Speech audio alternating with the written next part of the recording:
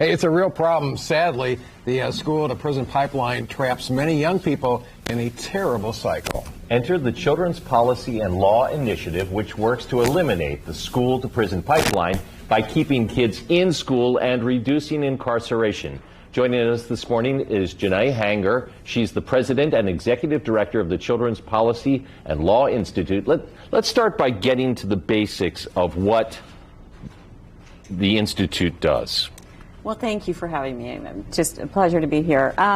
We basically focus on improving the lives of children here in the state of Indiana. We are a member of the National Juvenile Justice Network. We work on juvenile justice reform. But we are particularly concerned about racial disparities in the juvenile justice system. And it's not just happening here, but across the nation over the last 3 decades, where we've really tried to get tough on kids with the ideas of zero tolerance and other measures, including passing laws that tend to criminalize children. We know that these practices are not best practices. They're not age or developmentally appropriate.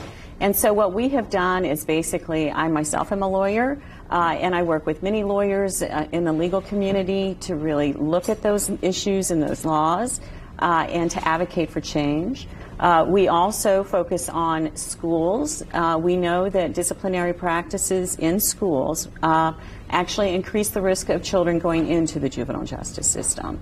And so we have a program called the Positive School Discipline Institute, where we work with educators teams of educators in schools to impart the knowledge about best practices around positive school climates.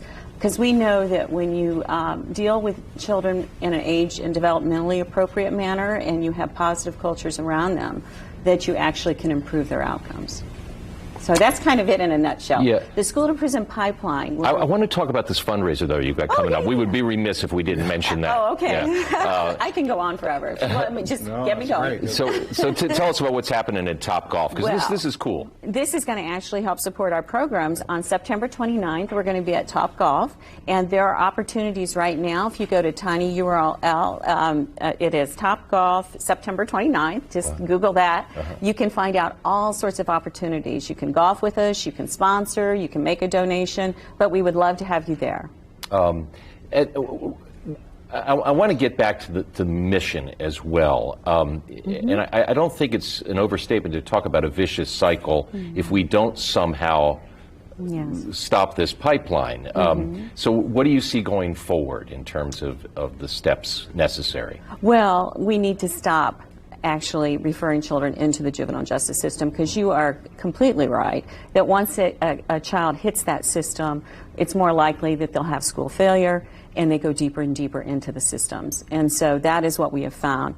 There's a lot of reform efforts going on in the state of Indiana, and we're really focused on, shrinking making the juvenile justice system the right size. Right? I mean, there are some children that need that kind of security, but most children don't. We know that close to over 80% of the children that go into the juvenile justice system are in for minor and misdemeanor offenses.